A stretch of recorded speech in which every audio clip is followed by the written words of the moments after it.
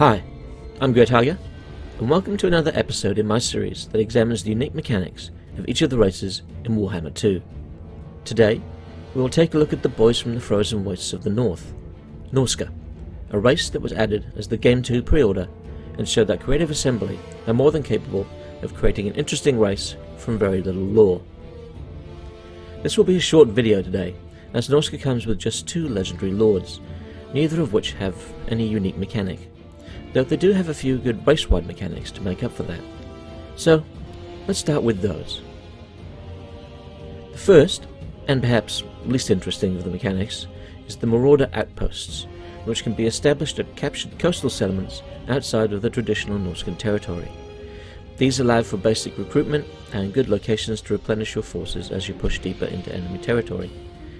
The second mechanic is the Tribal Confederation, which is a system that the Greenskins also recently received.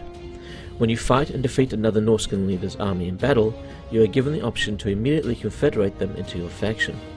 This is a great way to quickly expand your power, and I was very happy to see when the Greenskins were upgraded with this system. I don't see any need to upgrade these systems, as they perform the tasks they're designed for very well.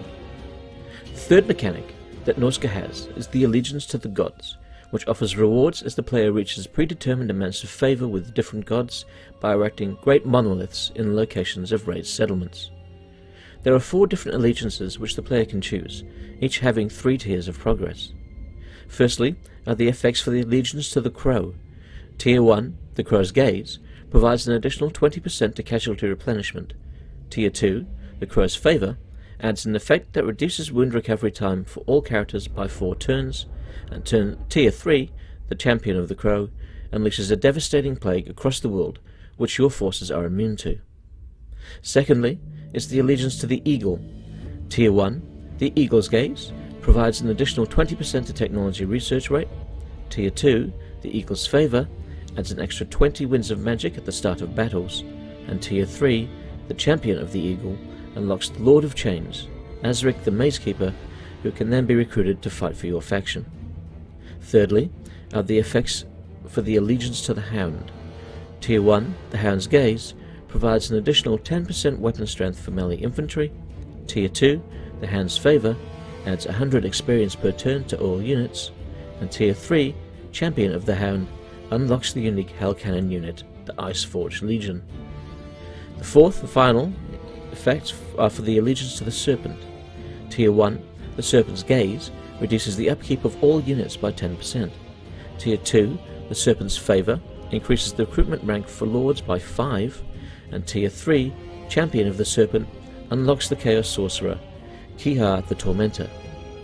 This mechanic is quite good, as it gives the player meaningful choices and goals to work towards. If anything, I'd say the bonuses could be a little more powerful at the higher tiers. Now, moving on to the final race mechanic for Norsca, which is the Monstrous Arcanum.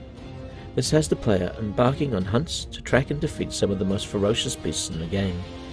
When the player defeats one of these creatures, they unlock powerful items and in some cases are able to tame and recruit the defeated beasts to be used in your army. This is a fantastic system that really fits the feel of the Norscan culture. Now, let's take a look at the mechanics of the individual legendary lords, starting with Wulfrik the Wanderer. He has the Gift of Tongues effect, which grants an additional 15 melee attack for all mammoth units and reduces upkeep of marauder units by 15. Wulfrik unfortunately has no individual unique mechanic, so we'll give him a mechanic based on killing lords in battle. A new progress bar on the campaign screen will track a new resource called Glory, which is earned from winning battles, with additional glory earned for killing the enemy lord. This resource is tracked over 8 tiers, with each tier giving benefits to the combat abilities of Wulfrik and other lords and heroes, making them much more effective in battle. In addition to the effects for Wulfrik and his lords and heroes, there are 2 upgrades that can be enabled which last for 10 turns each, and cost glory. These effects start at a low level, and are increased with each tier that has been unlocked on the glory progress bar. The first of these effects is offensively based, and increases the following: melee attack +2, with an additional +1 point for each tier unlocked, up to a maximum of +10. armor piercing +7 with an additional point unlocked for each tier, topping out at 15, charge bonus +9% with an additional 2% for each tier unlocked with a maximum of 25%, and weapon damage +9% with an additional 2% for each tier up to a maximum of 25%. The second of the effects is defensively based and increases the following: melee defense +2 with an additional point for each tier unlocked up to a maximum of 10, armor +8 with an additional point for each tier unlocked with a maximum of 16, physical resistance +9% with an additional 2% for each tier unlocked, topping out at 25%, and leadership +7 with an additional point for each tier unlocked up to a maximum of 15. These abilities affect all units in Wulfrik's army except for lords and heroes, and can be enabled at any time as long as the player has glory to spare. This system will make the player choose whether they spend the glory points on new short-term upgrades for 10 turns, or save them to get the next tier of upgrades unlocked. Our second legendary lord is Throgg, King of the Trolls, who has the Lord of Monstrous Horde effects that provide 15% increase for all Norsca Troll and Ice Troll units, along with a 20% reduction to the upkeep of the same units. Much like Wulfrik, Throgg has no unique mechanic, so we'll give him a system where he can gain trinkets from settlements that are sacked, which are stored in Throgg's cave, and provide bonuses to Throgg and his monstrous horde. You are given the option of keeping the trinket for the bonuses, or selling the trinket for a lump sum of gold, though you may have the chance to get the trinket again from another settlement, at a lower percentage chance.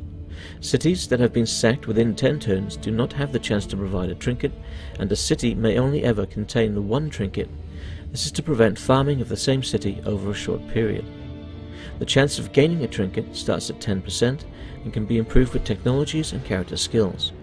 Different trinkets will give different bonuses to various Norscan units. There are 10 trinkets to collect across 3 categories. This mechanic encourages the sacking of cities instead of occupation, which I feel is more thematic for a group of trolls and monsters, and gives the player the choice of taking the army bonus penalties or taking cash to build up their existing settlements.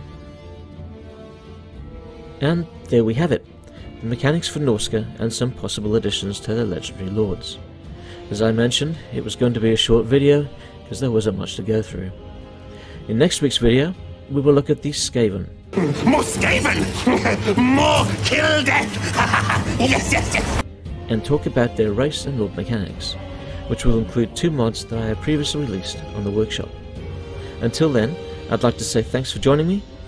Please leave a like, and if you're new to the channel, please consider subscribing. I'm Grey Tiger, and I'll hopefully see you next time.